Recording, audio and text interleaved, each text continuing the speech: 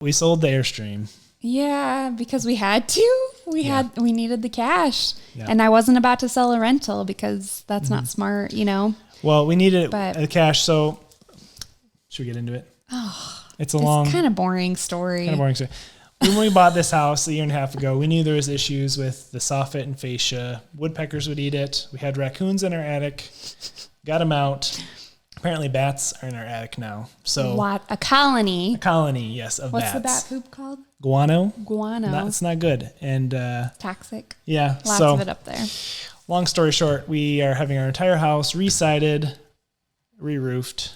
It's very, very expensive. Also getting rid of, tell them how much it costs. Tell them how much it costs to get rid of bats. It's unreal. Lot. You're not going to share the number? Well, I'll just say the whole project cost starts with a 5. So 6. No. She's exaggerating. It's a 5. So why don't you just say it, you weirdo? So anyways, we sold the Airstream. I had to finish the bathroom this summer to sell it.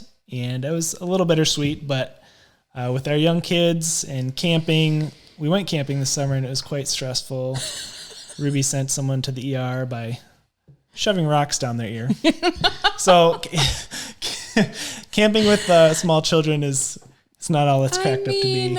It's good for them. We're outside. It's nature, but it's an incredible amount of work. And I always thought camping is like basically free, but it's kind of just as expensive, I think. It's like a hotel. I mean, if you count the cost of the camper. Yeah, for sure. Yeah. And gas to get there. You get like 10 miles the gallon.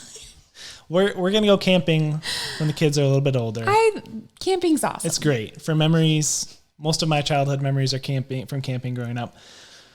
But for now, we sold the Airstream and it's paying for a majority of our house project, which is a good trade. So it's a good trade. How did we get into that? Why is that relevant?